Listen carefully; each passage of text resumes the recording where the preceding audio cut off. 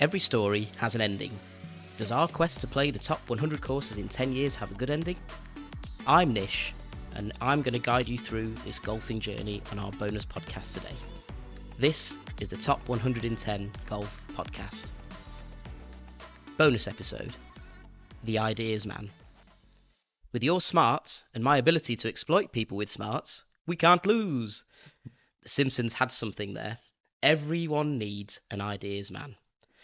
I had a chance conversation with one of my best pals, Rob, aka Ronnie Moore, the Robster, Robot, or the White Telly Savalas, about the podcast.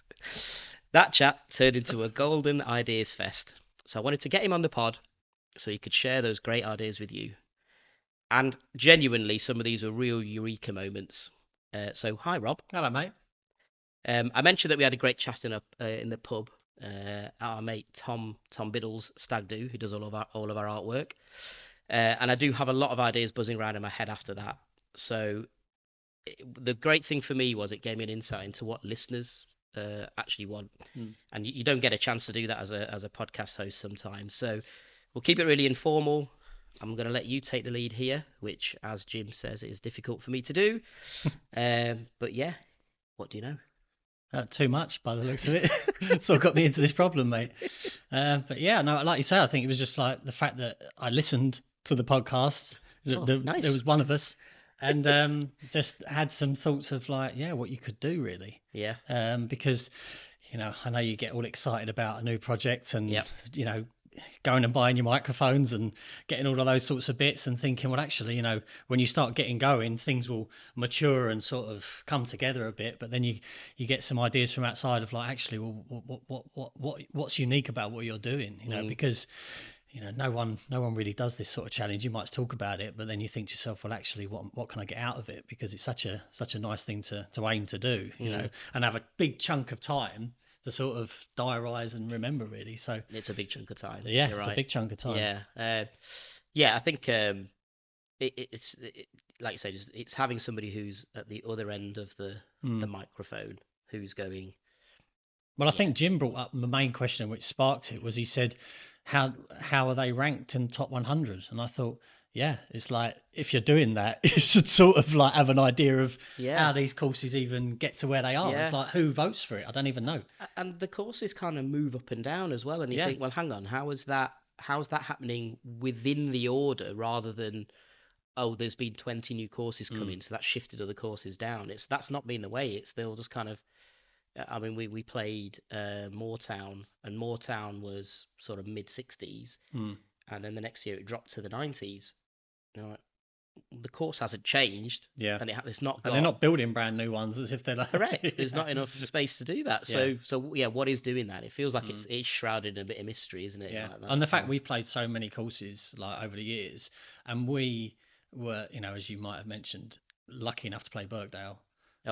It stands out as so far and beyond what we've ever played before. Yeah, it's different level. Like, it's just a course that is just beautiful. It's just pretty. It's steeped in history. And I said to you before we went, it's like you wait till you see that clubhouse. It just reeks of history, and that's the phrase. Class. It reeks of history. Yeah. That place, like it just. I mean, we've now played Moortown, we've played Silloth, and we've played S&A. S&A was the only one of those three that really gave me that same feeling, but it still didn't quite touch, in terms of history, it didn't quite touch Birkdale. I don't know whether that's because there's some moments on the course at Birkdale that are like etched in your memory. But it was also what like the first time we really got exposed to one of them. Yeah, and I think that's the big one, isn't it? It's just, you build it up in your head. And that's another thing I want to hear about is like, why is it that what makes this course so good? And you'll start to be able to understand what it is about a club that makes it interesting and fun. And I think I said to you as well is like, tell us about the clubhouse, because as much as you're going to talk about your golf and how well you've performed and all of that, it's like I've seen enough of your golf to know it's not worth talking about. So really, it's like, what else is there? And you're playing the best courses in the country and in the world in some cases, where it's an opportunity to go, well, why is this place amazing? And Birkdale is that iconic clubhouse as you're coming up the 18th. You've seen it on so many Open Championships. You see it when everyone's sat on the balcony and waiting for them to come up up, and you're just like, oh, just that feeling of well, being in a place like that. That was an interesting sort of comparison point here as well, because we've hit 3 clubhouses now. And well, just with stray balls. Yeah. Not far off, but I was definitely more than that. But you kind of go, we went to Birkdale as a visitor with a member. Again, our mate Dave. We went there to the Open before as well. I know. Did you go to the Open Championships before? No, I didn't go. Again, to it that. looks like a totally different place when it's got all the stands up. All the stands up, yeah. Oh, that's the dream, isn't it? Yeah, that's the dream. But it was like, it's kind of, you've done all of that bit, and then, our friend Dave, who is the member, gets married there, and then you're kind of like, oh, well, we're going back to Birkdale, play there already a couple of times. We're in the clubhouse. And he's like, no, we're going to go to bits of the clubhouse you can't get into, like the upstairs room and things like that. Yeah, when you see the clock on the wall, and it's an actual Rolex, yes. and you're like, it's the biggest Rolex I've ever seen in my life. It's like, where do I get one of them? Yeah. You don't get one of them. That's the thing. Yeah. You're not getting your hands on one of them ever. No. Yeah. But I think you've got a unique opportunity to sort of tell people about that. Yeah. And tell people about the clubhouses and what makes them special. And, for people that are going to be listening, hopefully that, might hear that you're booked in to play a certain course, he's going to go and play Royal Lytham.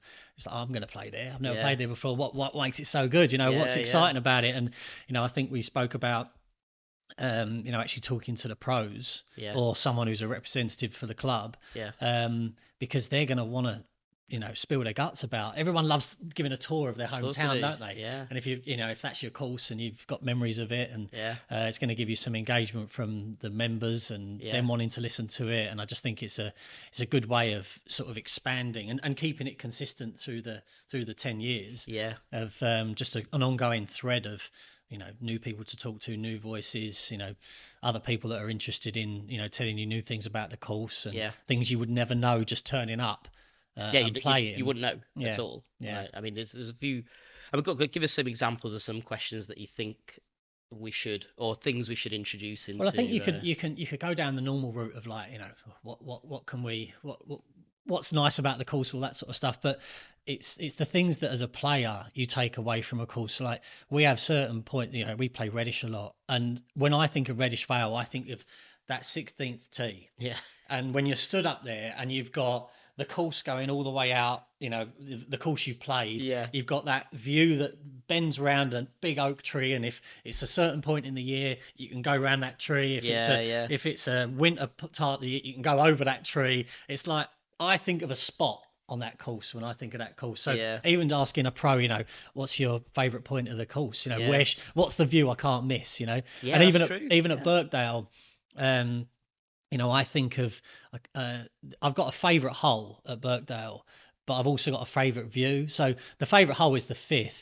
And is that the par 3? No, so the par 3s, I think it's the 4th, but I think I'm sure it's the 5th. I might be wrong on that, but it's basically where you tee off next to the second clubhouse. And it's like a par 4 where the artisans are. Yes, that's the word I was looking for.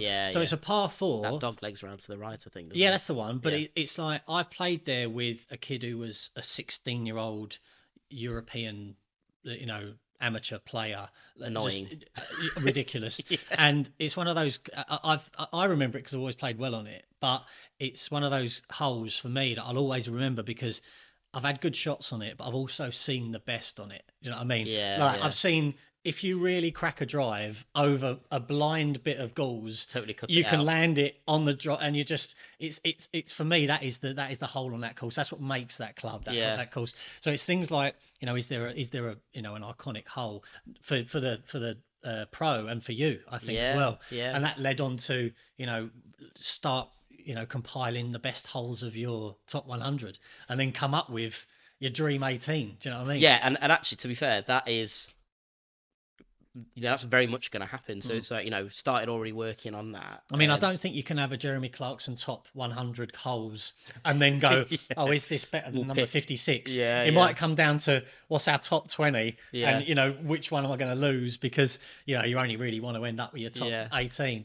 But I think that's definitely something that, great it's an ongoing That's the ultimate course in the UK, according to us. And then patch it all together, and what does it look like? What makes that ultimate course? But and coming back to what I was saying about the favourite view, I can't remember again which number it is, but there's a point when you get out to the furthest part of Royal Birkdale, when you're highest up you can be, you can only just see the sea. Yeah. And you get that sense of, oh my God, I'm in the dunes here. Yeah. And you're on the top of a dune. You've got all the course going off up to your left, and you've got just rolling hills into the distance, and the clubhouse on the I think what's the view I can't miss, because you can sometimes get in your head on a course and it's like, I just had a terrible hole, and you forget actually it's like, I'm here, I'm not at work, I'm on a beautiful golf course. I've got to make sure I enjoy this bit. Do you know what I mean? Yeah, and I think that it sort of feeds into when we initially started off what we were doing. We were like, we don't want to film on course because we wanted that experience of, like, Chris is different. Like, Chris has got a different motivation for doing this, I think, because he was very serious about turning pro when he was younger. Right. And then got disillusioned with golf at 16 because he just couldn't get his handicap lower than 2. I mean, that's like a pipe dream for me. So for me, and we've done it plenty of times when we just stood on a tee. We've just been having a mare of a round, but it's a glorious hot sunny day. And you go, would you rather be doing anything else now? No. Yeah. And you don't want to lose that. Like, that's just kind of fresh eyes every time and fresh-eyed wonderment of where you are and appreciating that whole thing. So that was, great. I mean, the Dream 18, I mean, that's tick. That's happening. Yeah. And also, and having that chat with the pro and getting a feel for why they like the course, or the captain, and some stories from that course. What can't you miss? It's like, even when we keep on coming back to Royal Birkdale, but it's the only place we've been that touches those top courses for me anyway. Absolutely. But, you're walking around with a member and he's like, oh yeah, that's where Seve hit that shot. And you're like, what? And then you get an idea of how incredible that you've seen on that TV, that shot, plenty of times with your old man going, screaming in the front room watching it. And then you're like, what does it even mean? And you see he's hit it out of that gauze and landed it within 3 feet. You're like, how is that even possible? But I wouldn't have known, and then you get a whole new perspective on the place, or, where, what's his face? Old, Spieth. That's exactly what I was going to say. Onto the driving range, and you're like, how has he even hit it over there from here? I wouldn't hit it over there from here. He's like top one in the world, and he's landed it there and still made it over that truck. It's things like that you need a member or a guide at the time to have given you that sort of insight. And like I say, you're paying the best courses in the world sometimes. And, you can sort of walk past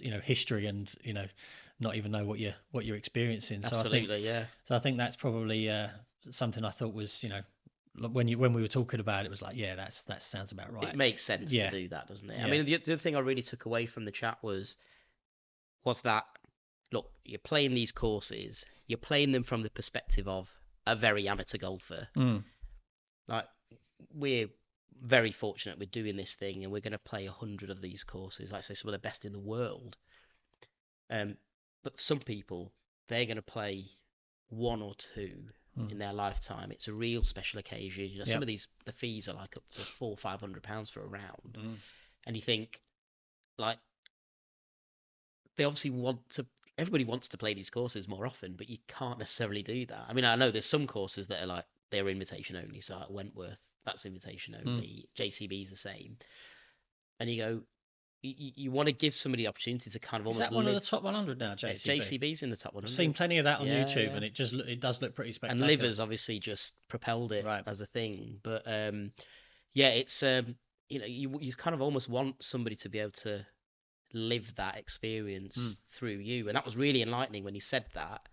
Because you kind of get a bit stuck in your own headspace. But you might have someone listening who'll go, bloody hell, that sounds amazing. I want to, I'd never have thought of going there, and then they might go, oh, it's only down the road. I'll go and try and give it a go.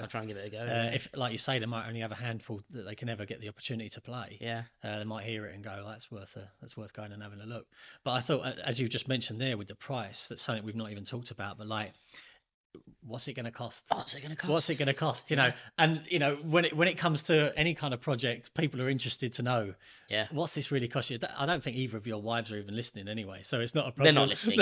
Exactly. It's not going to get back to them. So but I think that would be interesting. I mean, even just if you started going, right, well, that round's that much money. Whether you compile the whole list, I don't know. It might not be make it much fun, but we're at inception point now where we can put these things in place. Yeah. And then we're not having to try and remember that later on. Like Dream 18, for instance, having only played 3 courses, we could probably just about remember a hole from each course. If we're down to 10, 12, 13 courses down the line, we're not going to be able to do that. I think a lot of that is going to be based around just the memories of it. You know, it might not even be, this was spectacular for this reason. Yeah. What comes to mind, you know, just for, you know, remembering it really. Yeah. Just like, you know, it's something you can always look back on and go, oh, that place was, that shot or that scuff, even though it was a beautiful course, still made it out of it. Do you know what I mean? It's like. No, it's great. I think that it was nice to think there is this other whole side to the purpose of doing it. We want to document it. That's our primary purpose. But there might be people who just genuinely want to know what is it like. The welcome to the club and things like that. Yeah, you know, it's like that's what a great. You know, how was it? I mean, for instance, we've as of the 3, the best one we've had was at Moortown because the assistant pro Eddie there. Amazing guy, like really chatty. Most people in sports clubs are decent people. You know, you're gonna come across nice people, but I think that experience of the actual clubhouse as well. You know, because it's part of that.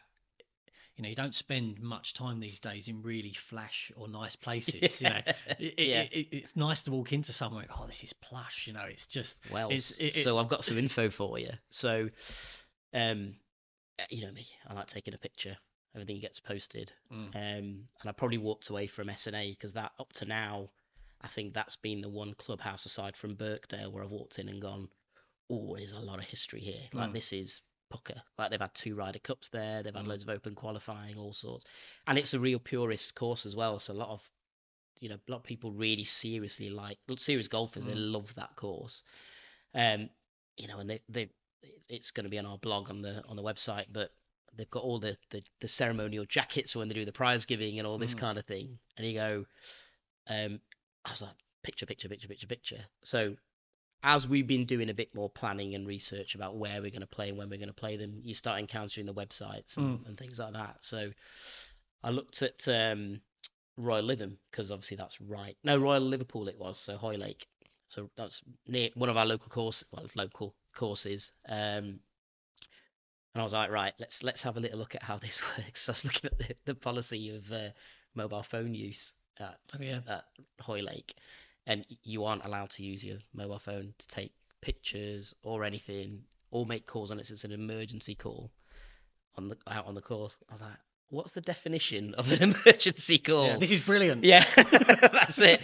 But I was like, but I need to be able to like take a picture in the clubhouse, and I don't know whether that's just done to sort of protect the aura of the clubhouse and the course, but maybe I need to get those Ray-Bans that you could take a picture with on your as you walk in around. It's just a little. I think another thing like we talked about is, you know, not so much you could go rigid and start to categorize and give scores to things of like, you know, general ambiance or like the actual clubhouse itself or the facilities or how good is the, you know, the bar, all that sort of stuff. You could go really deep dive into that, but ultimately you'll have things that stand out about certain places where you know, you might have one clubhouse that's, you know, steeped in history and you feel like you can't touch anything because it's just so well embedded. Or you've got, I visualize when I think about JCB because it's so new, just like, you know, I'd turn up to somewhere like, you know, Royal St Andrews or Royal Birkdale and you've got to turn up in a Jag. But in you know, you've got a JCB, it's got to be the newest Range Rover. That's what I think about, like, you know, that clubhouse is going to be modern club. Yeah, that's it. You know, it's going to be plush, it's going to be modern. Yeah. You have the best menu, all that sort of stuff. You know, I just think there's so many things there that you can comment on, and you know, it's a tangible difference in a place, isn't it? Yeah. You know, and you don't often get that in a lot of places. You know, you might, if you compare it to other sports, you know, I like playing tennis, but you go to certain clubhouses, you know, local clubs, they feel completely different. Yeah. One to the next. You go to a David Lloyd, you know, you've been to one, you've been to most David Lloyds, you know what I mean? But you go to a little club who's just been there since, you know, 1897, it feels completely different. It's just it's a whole different experience. It is, and I think it's the other thing that we've noticed just in just 3 courses, well 4, let's count Birkdale in for a second as well. It's the friendly, everyone says hello and like the friendliness of the members, and just kind of, you know, the staff as well, they're just helpful and accommodating. They're not like, no, you shouldn't be here. I'll give Mortan as another example. We had a great day at Mortan. It was fantastic, but they had a function on, and normally when there's a function on, you're not allowed to sit in the main Ryder Cup lounge without jackets on and things like that. And so we asked, is it possible for us to eat? Not knowing they had a function at the time, but can we eat? And they just went, yeah, just don't worry about it. It's fine. Have a seat. That's just a nice gesture, isn't it? To go, you're a visitor. We just want you to have a nice experience. And actually, that wasn't an expensive course either. I think it was £125 we paid for our round that day, which I felt now, looking back. I mean, what my experience was, Silith I'd played, that cost 95. So easily the most expensive round I've ever bought. And you're walking up to it going, oh God, is it actually going to be value for money? But yeah, you come away from that and you go, yeah, it absolutely was. Like, we got free range balls and all this kind of stuff, and the welcome was so nice. The course was amazing.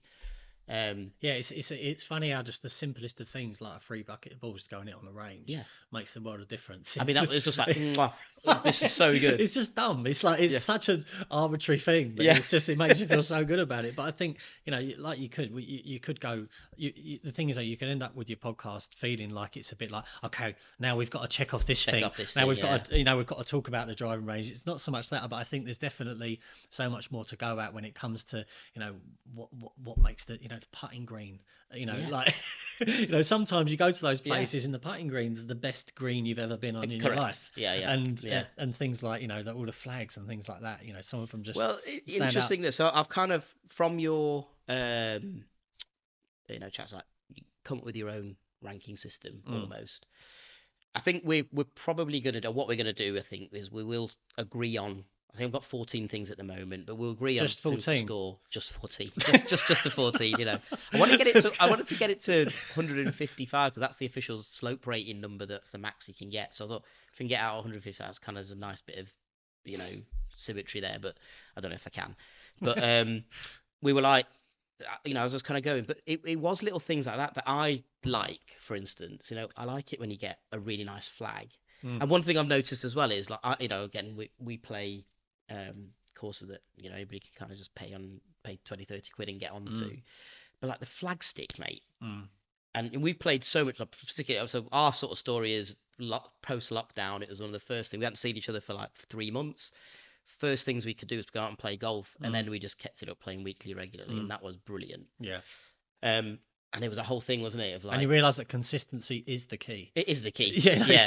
You're playing minimum every Friday morning. Yeah, you're going to feel like you're getting better. And how good was that for our mental health at that time as well? Just so good. But there's that whole thing about you can't touch the flagpole and all this kind of stuff. I remember we were really nervous, weren't we? We were like, can we get away from me, you freak? What are you doing? Can I shake your hand? No, I can't do that. But elbows. Get away from me. The whole flag, like the flagpole. So I'm used to this. It's metal. It's got a thing on the end, got the flag on. All of the flagpoles that we played at now, they're really tapered at the bottom, so you could leave them in to put. Oh, right. There's no problem with that at all because it's not really happening now. Like, I don't know if that's is that a more premium flagpole or what? I don't know what it is. Enough people have complained about the fact that if you leave the flagpole in, it's a bad choice because it's bound to ricochet off it. It's got more chance of ricocheting off it and hitting off. There was a golfer who did some stats on that, wasn't there? Was it Matt Fitzpatrick? Don't listen to him. We don't want facts. Yeah. I think it was Fitzpatrick or someone like that. Probably. He went, if you leave it in, there's something. I don't know. Maybe I have to dig it out. I'm not sure. But yeah, just that. And then the quality of the flag. Yeah. Like, we've always had a picture with the flag. Stuff like that is the little. I don't know. It's the je ne sais quoi of a club, isn't it? I think what is it that gives it the overall? Because the difficulty is, which actually isn't its first world problem. Like, it's not actually a difficulty. The difficulty is just how do you comparatively? I don't think you even need to do some sort of leaderboard or a ranking. It's right. You get too much. Yeah. I think it's just almost like keep it in the back of your head that if these things stand out to you when you see them on course, then you go. You're going to start to notice what makes a place special. And definitely, even we've both walked away with something branded in Royal Birkdale because it's so special. Be it a tea towel or a bottle or something that's just like it just Birkdale gives it branded stuff went down really well at SNA, by the way. Oh yeah, of course it does. Neighborhood course, I was like, oh, better take this off, not in the clubhouse. Yeah, take all that off. But it's not just the branding. I think it just even when you start walking past the signs for like hole number 4 and it's made out of wood and it's like nicely hand painted, you're like, there's just a bit of extra something going on. But you don't get that in any other walks of life, really. No, you don't. It's not like you go to a shopping centre and go, do you know what? This place has got it. They branded them really well. But you don't see that, do you? It's like because they've nailed the Trafford Centre branding. Oh yeah, it's just there's nothing else that's like steeped in history or it's true. Or, you could probably say it with like hotels or stuff like that because they have different vibes and different energies and different reasons to go there, and it might be location, it might be have a great view, it might just be really historical, but you'll start to get a feel for what it is that makes this place as good as it is. Why that's why we need to know how these places are ranked. Because you're going to be ranking them. Because I'm going to be ranking them. Yeah, that's top 100 what it comes down to, doesn't it? Yeah, and I think that's the other thing we've not even talked about. Start ranking the whole course. Yeah. Start, literally have a physical leaderboard on your. I think start saying we're going to do that. Yeah, and just which is number one. Where does it fit? What was the best? And it might be that I think you'd have to agree. You and Chris will have to agree that because it's your deal, right? It's you two doing this challenge. And I think you could probably have one. He'll have one, but I think ultimately it should be is this better than this one? Is this better than this one? I think what we're doing, the way I see it is we'll have our top 3 and then other things can sort of filter down below that, and it's like, does something jump into the top 3 now? Is it better than that one? I think because we've got a 10-year period, advancing years, slovenly lifestyle, bad memory anyway, I think we're probably going to have something that just documents why we gave it a particular score. For instance, if the clubhouse, for me, out of the ones we played, probably SNA is the one that jumps out, and it's because it's historical and whatever. But that can be the note, can't it? Yeah, we're giving it a 9.5 because of history. And memory might not serve you as well when it comes to year 9 of like, I can't even remember that place. Why was it so good again? That's it. But even if there's something that stands up that you can sort of, rubber stamp, that was why that was good. That was why that was good. But and I think the fundamental that I think every golfer can agree on is that there has to be a halfway house. Oh, like if this course has made it into the top 100 without a halfway house, I mean, I think it should be law anyway. We've got half. I mean, I think we are right. Keir Starmer, if you're listening, needs to be a law, doesn't it? Like, you cannot have a golf course without some degree of halfway. Keir Starmer's definitely not listening. Out of everyone, he's really busy. He's probably pretty busy right now. But we've got that in. We've got quality of the halfway hut, because we've seen varying things at the minute, and then we've got what's the food and drink offering like in the halfway hut, because like Chris, for instance, he was like SNA sausage rolls. He was like, I'm getting one of them, and it just looked pucker. I can't remember. We played a course. I think it was in our lockdown days, and I can't remember. I think no, it wasn't Disley, but we played a course and had a halfway hut, and it was almost serve yourself. It was I think it was a one that was permanently manned usually, right? But she'd run off. And it was almost like a sign saying, just help yourself, just like honesty. Ninth hole. It's like, that's great. I don't know whether like a vending machine just in the middle of the course is what I'm looking for, but this, I think there should be. I think I saw one on Rick Shields, and they just said that is the best thing they've ever seen. Where it's, you just rock up. You've spoken about old Michael Jordan's one, and you just rock up. It's got fresh loads of balls, fresh load of towels. Yeah, that's just it's an experience in itself. Yeah, going to the nine. The Yanks do halfway stuff really well. Like, I've seen videos where it's a drive through, because they all have carts, don't they? Because it's too hot to play otherwise. So is that what it is? Hot? Is it heat or is it heat or laziness? Okay, laziness. lazy hot. Yeah. But they're all like on these carts, and they drive through this shed. Basically, it's like a cow shed sort of thing, and either side have got seen like, that fridges full of beer, drive through snacks, all this kind of thing, and they're all like parts up, ready to go. And like, I mean that's amazing, isn't it? Yeah. And what I find interesting with that is that I think our attitude to playing golf, and I think it's that whole almost frat boy culture they've got there, where they're like, yeah, we're gonna do like 12 beers and all this sort of stuff. It's like, nah, I don't want to do that. I don't want to walk off the course and go, I couldn't remember a fucking thing about this golf course. Like, you might have had a great time, but what value did that give me? I want to remember not that it. keen on drink driving. Yeah, that's why Chris has been driving everywhere. It's great. Sweet. Yeah, yeah. But yeah, just I think it's a different mindset towards your golf, like, and I probably understand it from their point of view, because a friend of ours lives in New York, and he's like, it's $400-500 for a round at even a very average. See, I had no idea. Country club. Crazy amount of money. That's crazy. Like, how can you justify?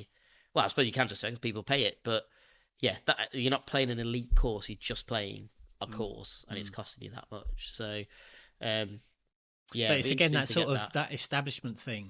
You know, we've got in the UK, I would say, you know, there's golf courses that are so old that they don't need to put on a performance. No, they don't. A lot of the new courses that you see in the state, not new, but you know, the courses that you see in the States, they've not got so much of the history to there's no on, history to it. You know, yeah, absolutely. They have to have a, you know, but it makes for sometimes a better experience, because some of those places you see are just the plushest, lushest courses. We've spoken about old Jordan's, Michael Jordan's course, haven't we? I mean, that's unreal, some of the stuff there. You know, and then he's gone the opposite, hasn't he? He's gone, right, there's no history. It's my course. I've only just built it, but I'm just going to stack it with so much amazing new stuff that, like, for instance, what is it? You get drone delivery of your drinks anywhere on the course with an app. It's like, that's amazing. Yeah. Like, but I've played golf in Thailand, and you know, if we're talking about clubhouses and the experience of that sort of thing,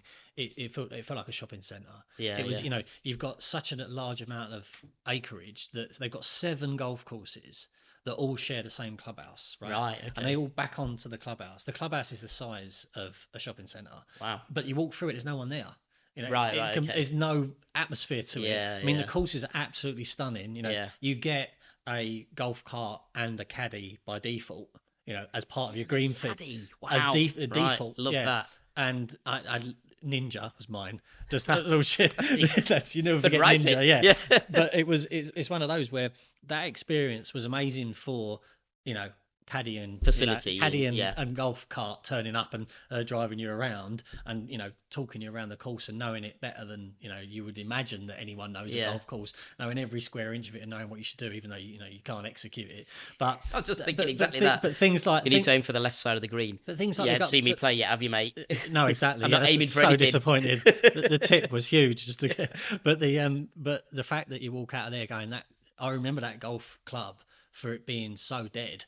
Yeah, the course was incredible. Yeah, but the golf, you know, the clubhouse itself was just nothing. It was just, you know, but you know, incredibly plush. But it's places like that have got, you know, they've got the future really, because you've got all the, you know, Koreans. That's where they go to Thailand to play their golf. You know, China, they go to Thailand to play their golf. And you know, we're so fortunate when it comes to the history in this country that you've got that to go at with the clubhouses and the course themselves with the, you know, the sort of legacy of the place really. Yeah, legacy. You can talk about, is a good word, isn't it? You can talk about. Yeah. And the history, especially from the people who played it. So what sort of thing do you think? You mentioned about speaking to the pro. Yeah. You know, the pros they are a representative of that club. You know, or a captain. Or the captain, yeah. So sometimes they're more, you know, a pro, you know, so it's a job at the end of the day. Yeah. They might not have been there for that long or know too much about the history. Usually there's some geezer there that's been a fixture, part of the furniture, who knows the place inside out.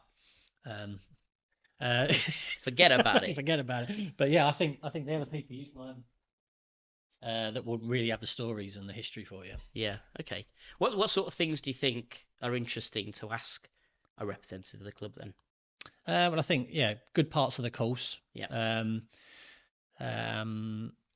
juniors. They always want to talk about their juniors. Who's a good junior? Who's a junior that has come through the ranks. Coming now. Yeah, someone who's been through the wheel, been through their club in recent years, or maybe memorable pro that's come out of there from like a years gone by, sort of thing. Yeah, or someone that used to play there, grew up there. Because I know even our tennis club, we've got they always go on about the kid that played there that now plays at Wimbledon. Right. It's it's just things like that it just gives it a little bit more.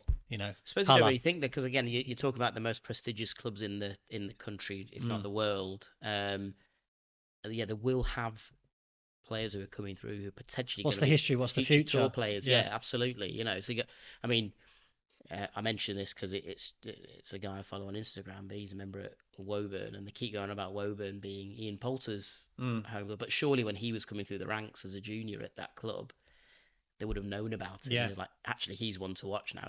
Looks like he could make it as a pro. Yeah. That'd be fascinating to know, actually, wouldn't it? You can get a bit of insider. Yeah. But they're going to want to talk about. They've always got history and stories, and and even people. Because if you're hoping to, grow the listener base, they're going to want to, share that with the people at the club. Jeff's on the podcast next week. It's be quite funny to listen. Yeah, he's always hysterical. But even they'll want to shout out people who aren't, maybe a pro or, a captain, someone who's been at the club, like old Tony who props up the bar. There's always a legend at a club. Sporting clubs have always got those little legends that everyone knows about. He's the one telling the stories at the end of the night. Yeah. It's those sorts of people that they'll want to shout out. It might not be relevant for the geezer who's never going to go there or just listening to you, but for them, it's going to mean a lot for them to talk about the people at their club. You sort of say that, but, imagine you hear that. And then you rock up to the club and, because you're in for the full day with these things. You're not in and out. We do that. We just turn up in the morning, play, and then we're off. You're paying multiple hundreds of pounds, so you want to stick around and get that experience. And then you suddenly rock up to the bar, you've heard it, and then Tony starts talking to you. That would be a link, wouldn't it? Yeah. What's your name, mate? Your podcast has made it. Yeah. If the geezer who's listened has turned up, met the guy that they've talked about, go, oh, wow. There's a link for you. Pop it in the comments. And he's wearing one of the merch jumpers. You've noticed the merch? Of course, lovely, mate. How can you miss it? New range coming out soon in all bad shops and our online. It's beautiful. It's a shame you had to use Tipex, but you could get it. It's the hat I'm waiting for. That's what I need to get. But I think it was the chat was really interesting for me because it was. You're doing as much as you want to do to document your journey, but flip it around for a second. Yeah, and at the end of the day, the only thing that's going to motivate you to keep doing this is the fact you're enjoying it. Yeah. And you're going to do it because the challenge is exciting. You get to document it. You get to, play around doing a podcast and listen to your own voice, which we know is your favorite thing to do. Absolutely. So it's one of those where I think that you're in a unique situation where there's loads of things that as a listener I'm excited to hear about each time. Do you know what I mean? Like what makes it so good? Why is it so memorable? Why would I want to go? Yeah. And I think that's it. You sort of maybe making a decision as well, going, well, I've got 8 clubs here near me and they're all around about £300-400 for a round. What am I picking? Yeah. Like, what if? Usually it's someone or a member or someone who instigates the booking or says, oh, there's a deal on or something like that. But it might well be that there's a club worth going to that is so modern that it's like nothing you've ever seen. Oh God, there's the. I'm keeping my fingers crossed for JCB. I know. I think the one. I think that's going to be a good one because I've seen so much of it and it's so new. They've had the opportunity to go, right, let's draw something from scratch here. Yeah. What do we want? And I think it's like maybe the 16th or 17th hole. It's like a par 3 onto an island. Oh, nice. So it's like Sawgrass then, I suppose. It's, 18th. I think it's full island green. It looks impossible. Like it looks like one of those where it's not so much impossible, but it just looks. When you see people hitting at it, they're hitting like a 4 or a 5 iron onto a par 3 to get it onto something that's like, and they're doing it. Do you know what I mean? But it's manageable, but at the same time it just looks ridiculously impossible. So it's things like that where, and you might get to play that course and go, do you know what? That's a spectacular hole, but the one I really liked was this other one because of that, and it might be because of the way you played it or. or just the view of it or something like that. But I think they're the things that, when we play golf and we recount what made it good, not just us spending time together and having a chat and enjoying each other's company. It's like that place was mega because of this and this, and you don't need a leaderboard on those things, but there's going to be something to take away from it. We had Reddish didn't we? And we both sort of said it at almost the same time when we went. Well, that was the freedom of lockdown. 7th tee. Like it was. So for context for everybody listening, if you don't know Reddish Vale or us. There's only people listening that know us. I'm hoping, who knows. This might be in 4 years' time with other people listening. But we had this golf course near us. Never heard of it. Didn't know it was there. Didn't know it was there. It was on Golf Now. Booked it. Rocked up. It was like, yeah, fine, whatever. And not to talk down the area, but it's not surrounded by outstanding beauty or not at all. It's a lot of in the middle council of a houses, estate. Council estate, and I did not know that place existed at all. Play this incredibly tough front 6 holes, and it's like 25 degrees, not a drop of wind, full sun. It's just great. It's already interesting. Yeah. The first few holes at Reddish Vale, it's 2 halves of a course, isn't it? Yeah, absolutely. That top half is like a different place to the bottom half, or the first 6, as you said. But to then walk onto that, what is it, 7th? It's a 7th, and just see the course and out in front of you from so high up. And just absolutely glorious weather. Yeah. And the fact you just get to hit something as hard as you can off of a hill, and you're allowed to do it and just land it over there, and maybe it will be quite good, maybe not. Usually it's in the water. Yeah. I think we both hit the tee box, didn't we? And we were just like, what is this place? I think this is the one. This is where I want to join. It's things like that you always remember, and we've been back there more than anywhere else, and the variety of that course is what makes it special. I think. And actually, I think if you analyze the course as such, that hole doesn't have a lot going for it. It's just long and straight. It's just turns out it's really easy to miss. Really easy to miss. It's really big, wide fairway, of course. Never quite managed to nail that tee shot, but that hole, it catches you at that right moment.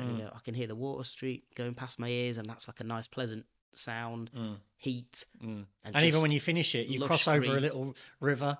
You cross over the Mersey, don't you? You walk round, and it's just beautiful. Yeah. And even when you're taking people there for the first time, you're like, wait till you see this tee. Yeah, this is the one. Yeah, it's just got that thing to it. But for me, with Reddish Vale, like I said earlier, it's like I think it's it'll be 16th. Yeah, I love that tee box.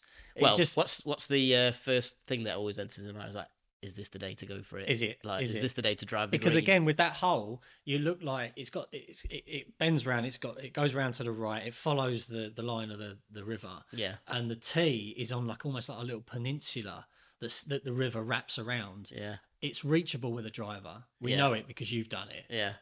But in the summer, impossible. Yeah, the tree's in the way. There's a tree in the way. It's going to get hit the tree. Yeah. Or not. It's got to go through the size of a postage stamp. But in the winter, when that thing's full, all the leaves are gone. You got a fair go. Do this. I've got a few balls in the bag. Why not? But then there's a lot of mine are in the river. I know. But then that. if you're playing and you've had a good round, when it's hole 16, you've got to say to yourself, well, actually, the sensible thing is a 4-iron into the middle of that fairway, maybe a wedge into the green. Yeah. Give myself a chance. But, maybe in the winter when you've had a bit of a rough day and you've not been hitting it so well, the shoulders are getting opened up here. Do you know what I mean? I just don't care. I'm going to empty the tank on this drive. But it's places like, I think maybe that's only because we played it so often. That's the hole for me on that course. But, there's bound to be places that you'll visit that will stay with you. What's been interesting, again, it's a limited number of courses that we played. However, what has been interesting is that how much you remember your actual round. And I think I'll go back to Silloth. I think it's Chris's favourite hole as well. I think we both had the same, might be the 4th or something, or the 3rd, I'm not sure. We both had the same favourite hole, but I had an absolute mare on that hole. But it was like, that is a great golf hole. Like it was a blind tee shot. You didn't really know where you were trying to hit it up to a certain area, and it's like elevated green. You got to hit the green, otherwise you're off it. Which obviously I was. But yeah, like a great golf hole is a great golf hole. And the pro will have an opinion, the captain will have an opinion. Correct, You'll walk away with a different opinion. Yeah. And maybe people who listen to it will have their own opinions of what makes that cool. It's nice to get people excited about something as well. It's like, oh, I know that we're coming up with something that's like, this is a proper I've been golf waiting hole. for this. Yeah, like that's what. I mean, Moortown's a good example. They got a signature hole, which is the 10th. It's called Gibraltar. Really famous for them. We walked off that and went, really nice hole. Don't get me wrong, like looks fantastic and all that kind of thing, but it wasn't our favourite hole on the course. But everything in the blurb from Moortown is geared towards Gibraltar because it has got a fascinating story to it, like no other hole has. So that's great because you've got everybody's expecting Gibraltar anyway, and then you go, well, no, hang on, there's another hole. Don't forget about this one. Correct. Yeah. Like this is a great hole to play.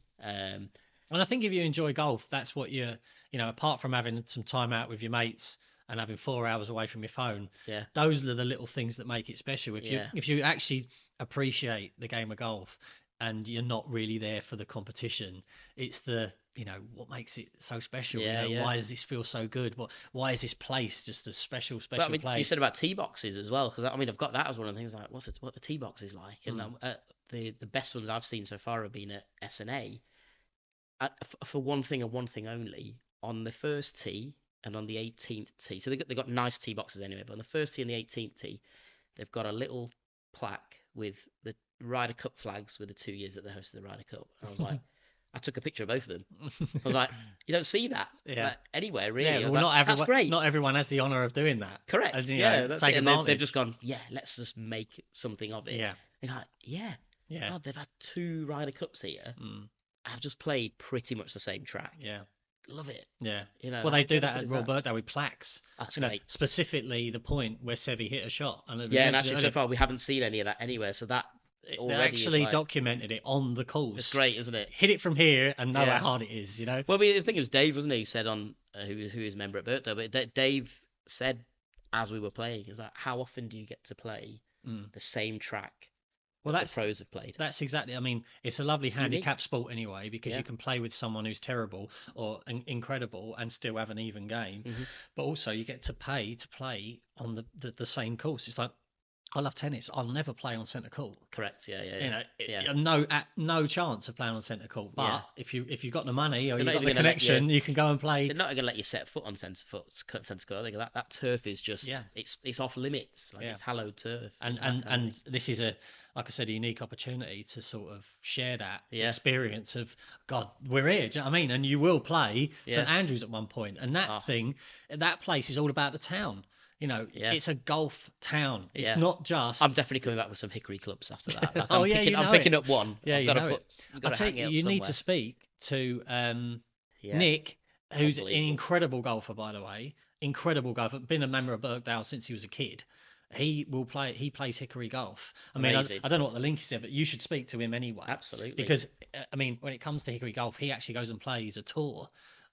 Hickory golf tour. I can't imagine that. I mean, he's that good anyway that he can do whatever he wants with a golf ball and a normal set of clubs. But he's challenged himself to go and play exceptional level golf with hickory clubs.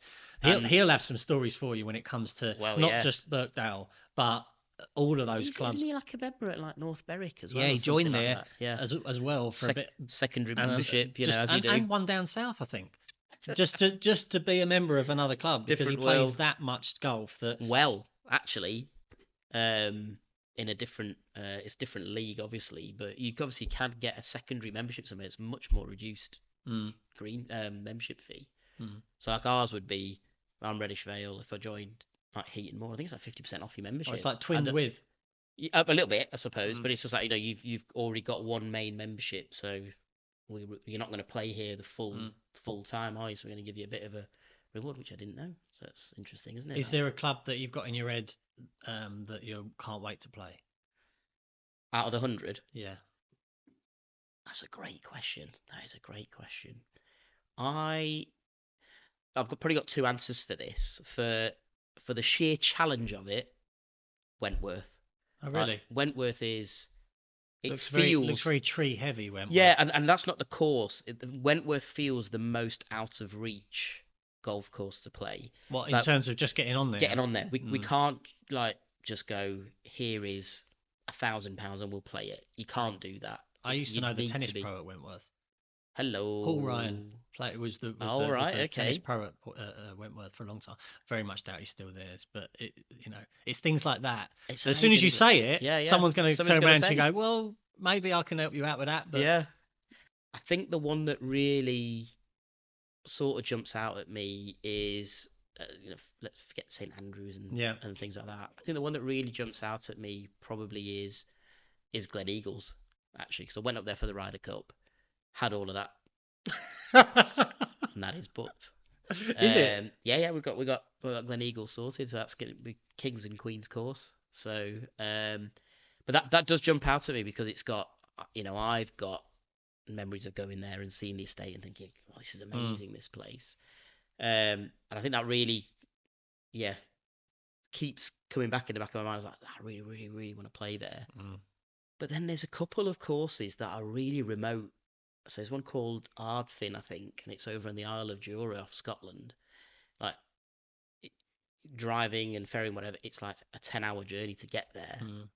But you kind of go, like, that feels like... That's going to be one of those things that makes a place special. Correct. And that feels so like... out of the way. 1700s golf. That is like... It's rugged, it's wild, it's in Scotland, it's... Well, there's one in Ireland, on the coast. It's only accessible by boat. I think they've built a bridge now. But you can only get there by boat. That's amazing. And the boat used to come out to the clubhouse door. Literally, there was a mooring in front of the clubhouse. You'd walk off, go and play your round, and then get straight back on the boat. And then you'd have a lock in, and the boat wouldn't give you a lift back. Oh, happy days! You're stuck there all night. I've been locked in for a year, love. I think that there's stuff like that, and actually, I've never had experience of playing up in Scotland yet, and which is ridiculous considering it's bonkers. Home of golf, and we played for this long, and we've never been up there yet. I know, it's like I don't understand how that's happened, and then. But there are some courses in Ireland. I know what Chris would say here. So Chris really wants to play Royal Portrush. Like that's his... Penners has played there, isn't he? He raves about a golf club in Ireland. I can't think what it is. Yeah, that area though is like is amazing. Like Chris is like that's just where I want to play. What's been interesting as well is going through, and there are still a lot of courses I've never heard of, never seen, whatever. You kind of just get some little tidbits here and there about what's good about it. And as we've been joining new groups and chatting to a few people, sort of online and stuff like that, when people go, this is a tough course to play, but a beautiful course to play, really rewarding course to play, but it's hard to get onto. And that kind of, for me, that's all the things on my back of my neck kind of like tingly. We're like, right, hard course, great. Difficult to get onto, great. Long distance away, so there's obviously some kind of trip involved in that. Great, like that's the kind of thing that I want to do. So I think I've hit Gleneagles as that's what I really like to play there. The one that feels on the table is Wentworth, and I've got maybe in a couple of years' time I'll let you know what I think how I think that's going to pan out. I've spoken to Chris about this, but I'll just keep it buttoned for a second. How in my mind's eye I think that's gonna happen, but I think you mentioned that you're going to have to enter some tournaments to get onto some of these courses. Yeah, we've entered. We're playing Ganton in June, and we're doing that as a pairs 4-ball better ball tournament, which I've got to be honest, I'm bricking it about because that's such a competitive. Yeah. But I think this is because it's the Mizuno Pairs Tour.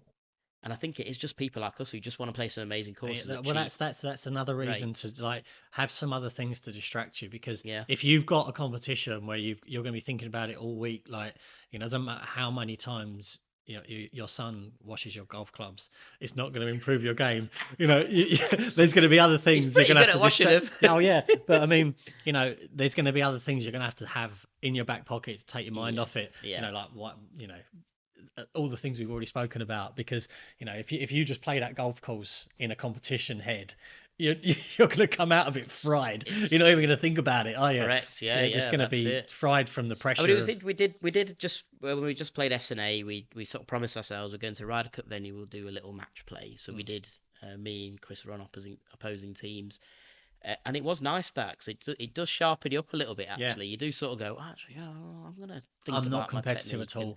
I forget to be competitive. And actually, I didn't care if I won or lost, because it was like I was still keeping my score and whatever. But it was really nice to kind of have a little bit of like, you know, if I'd hit a drive down the middle, then it was like Paul could go, right, I'm going to really go for it now because we've got one ball in play and it's safe. That was quite nice, and it'd be nice to do that with Chris as a team member. Because I just think it's great. I mean, I just think it's great you're doing it. You're going to create so many memories. It's something to have as a plan for the next 10 years. Yeah. It's something that, you know, in 10 years' time, you know, the oldest, you might well be playing a couple of these courses that's with the your dream. son. That's Do you know the what I mean? dream. Like that would Yeah. be, imagine if you played the last one of your 100 with your eldest. Well, from where we are now, that's 6? the one to do. He's 7. Yeah. The youngest is the one that I probably think is probably going to play in 10 years and beat us. He'll be beating you in 10 years. Me. Yeah. So I might keep him away from that for a minute. But either competitively or physically. Well, both. Yeah, brute. Absolute brute. But have you forgive me, Adam, if you are a brute at this stage when you're listening to this, but you are a brute, mate. Yeah, I was always on your side.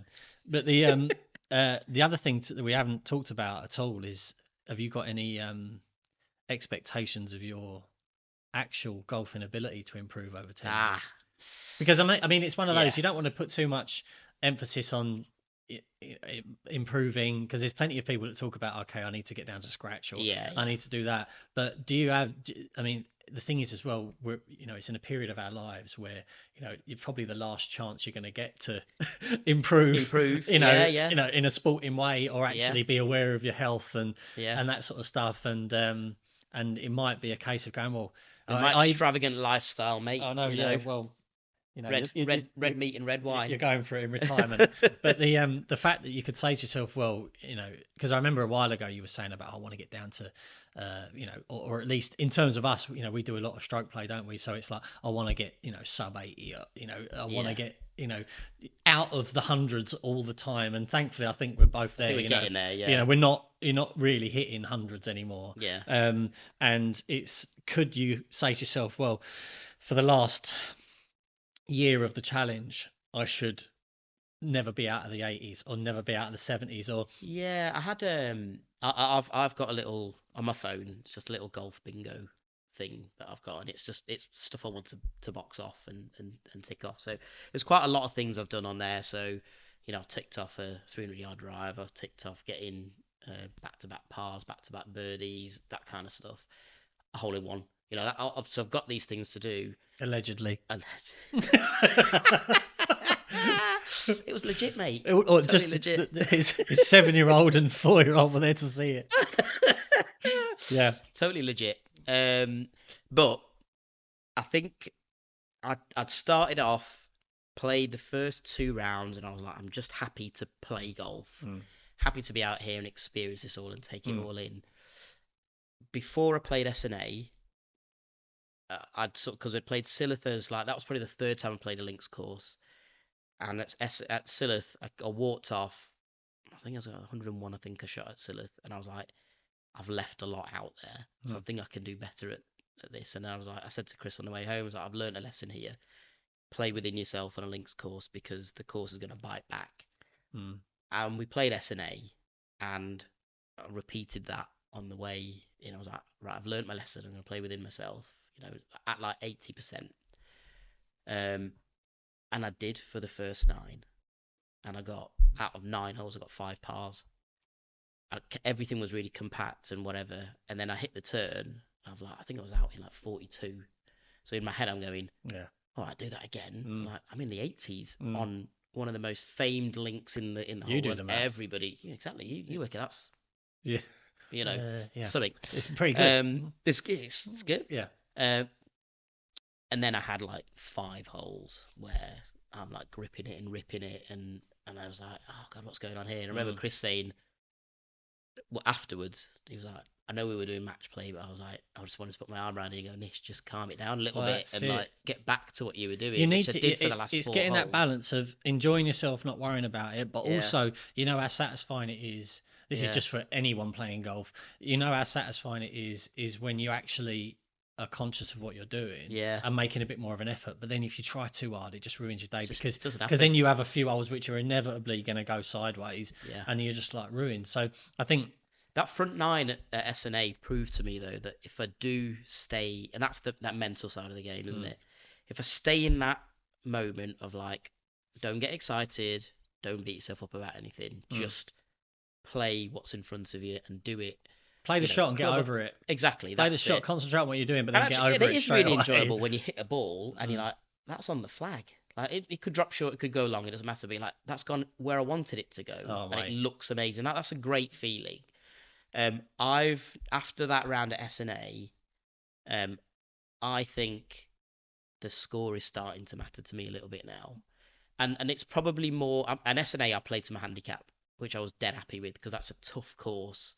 Because I think again it was trying to knock. I think my handicap at the time was 18.7, and it said my visiting handicap at SNA. So do you know how that works? Right. So the visiting handicap is this course is more difficult than your home course, so your handicap is adjusted upwards. So it was adjusting me up to 24 plus 24. So that's 5 shots more than my actual handicap. So I was like, okay, right, fine. So I ended up playing to that. But I was like, but then my handicap went down because I've matched that. Whatever. I don't know how these things work out. It went down to 18.3. So I've kind of thought my little mini challenges, I'm going to play to my course handicap. I want to do that, definitely. 2,000 under par. Over par even, not 2,000 under par, over par. for the whole challenge. Hey, that's a good idea, isn't it? Can you make the 2,000? Yeah, because I'm kind of hovering around 25, 26 over par. Well, you know, if you have a good round, I know when we're walking around and you're like, I'm sort of 16, over par here, which is really, and but if you could, what's the final parage going to be? That's a great idea. Hey, that's a good little. I mean, it's not something you could really have a gamble on or have a wager on, because I'm pretty sure Chris is pretty good. Oh, when he gets in his groove. That's it. I've seen it. Yeah. But 2,000. That's a good idea. That's a good. It's quite a nice thing to know if you're going to hit it or not, because it might put a bit of pressure on. It's not then so much of a like improving yourself over a period of time. There's your final number at the end of it.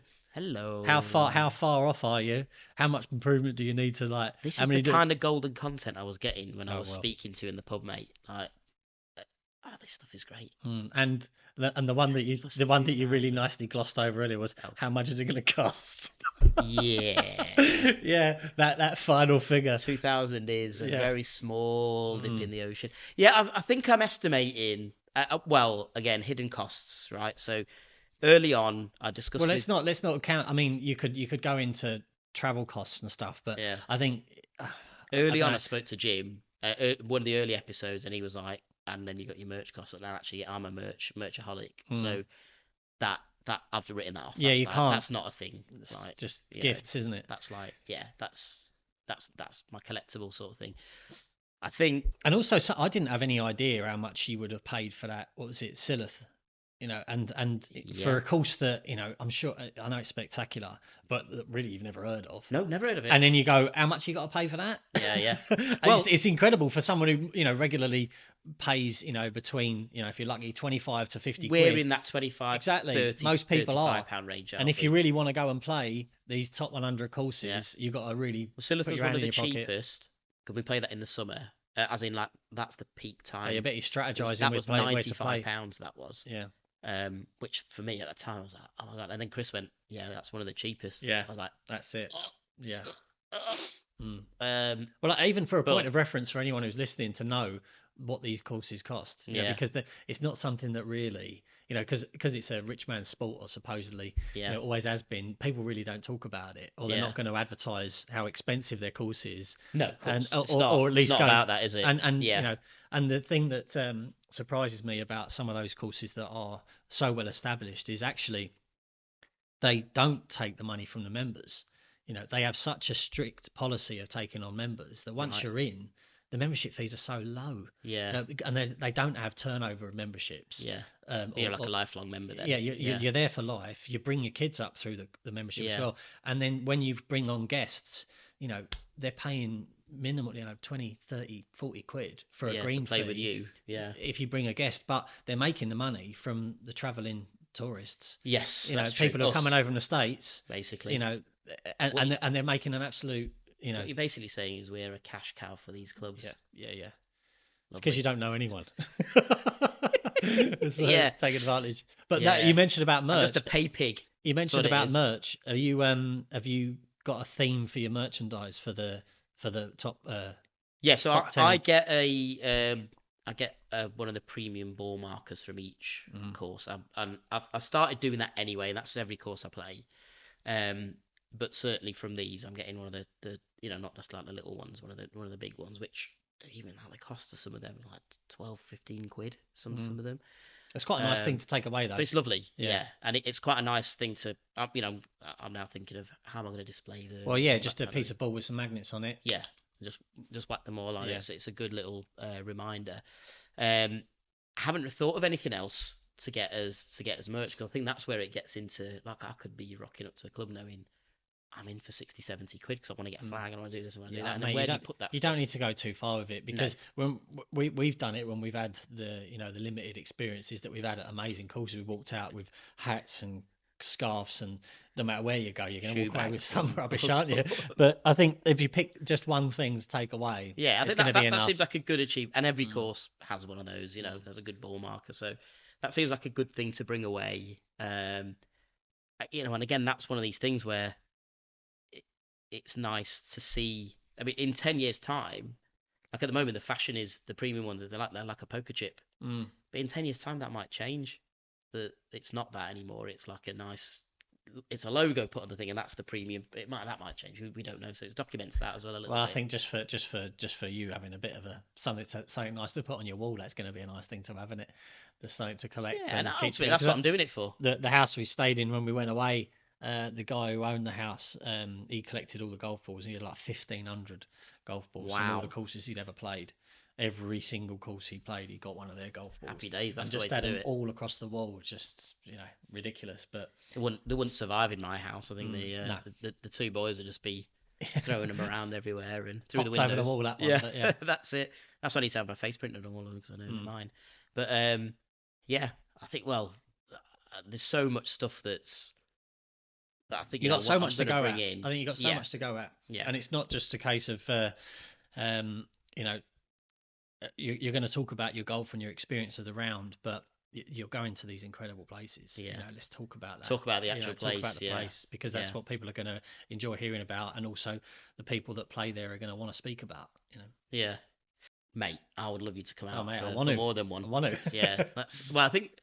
And again, you're saying about cost. I know I'm trying to segue myself away from that. Yeah, it doesn't exist, but it's not a problem. What we are finding now is, from talking to people, we've got a podcast episode coming up with somebody who's about 45 courses in now. He's doing the same challenge. It's just not time limited, but he wants to play all the 100. And he's skinned. I haven't noticed his golfing attire is getting worse and worse. He'll be cycling here. But he just kind of talking to people, and you hear about, obviously we're doing this Mizuno Pairs comp. I've just joined this thing called My Friendly Golf Club. It's a brand new thing, just came up on Facebook, and it's just like a little group of people who've just gone and said, let's block book a load of tees and it's Woburn's, their inaugural event. And I think it was like you turn up, you get a bacon butty, you get your 18 holes, and you get 2-course meal afterwards. And I think it was like 200 quid. And I think Woburn to play in the summer, it's in May as well. So Woburn to play in the summer is about £300. So you're thinking you're getting all of that for 210 quid. It's a lot of money, don't get me wrong. I'm not saying that it isn't. However, you then get that opportunity to network with people and speak to people and just kind of have a good time with the people around you. All those things just start bringing it back a little bit, don't they? And we've already had, through Matt that we played with at SNA, we've already had a couple of people who've just gone, well, actually, we'd love for you to come to our club and play, and we'll sign you in. We want to play with you. And actually, we want to play with members, because remember, Birkdale, what an amazing experience playing with Dave, because he knew everything. It was the same at SNA with Matt. Like, he knew. So you'd hit a tee shot and you go, oh, no, you're all right. He's like, no, you're all right there. Yeah. It's actually a really good position you got. Oh, and he just lightens you up straight away, and you're like, okay, that's fine. I can get away with it. That makes such a difference when you're playing Huge. a course, because Huge. you can feel as though, okay, that one's lost. Yeah. Or you can actually, spray it a bit and be confident off the tee rather than the result of the tee shot. I think especially when you've got loads of courses, and a lot of them are links courses, just the way it is, but when you've got all that heather and gorse and stuff like that, it's nice to know that actually, I know you've gone into that, but you should be able to find your ball there. It'll be okay, and I roughly know where it is, and I'll get you in. So we will rate, and this is so time of year dependent, but we will keep a bit of an eye on the harshness of the rough, because actually that is something that me personally, as a visitor, I'd like to know that, if I play this in the winter.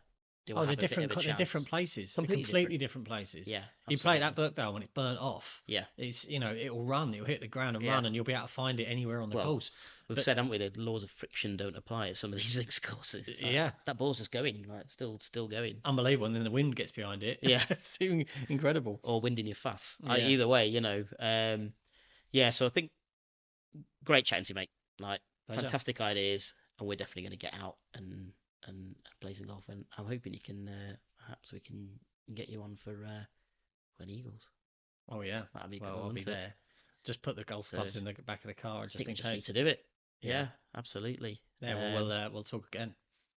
Yeah, I mean, I think as we build all these things in, it'd be great to get more ideas. Like, so you're the ideas man. Well, look at it from a new perspective. No ideas, man. Love it. All right, mate. Right, so we're going to get all these things on the pod soon, and the website as well. So that's top110.co.uk.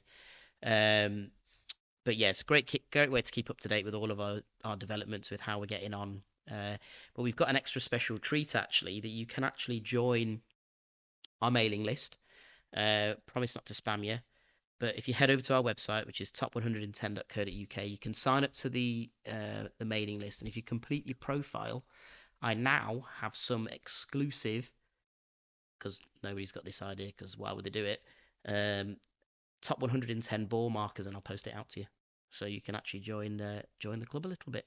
So that's it. Thank you, Rob. Pleasure, mate. Really enjoyed having a chat. Yeah, and you, mate. So you've all been listening to the Top 110 Golf Podcast.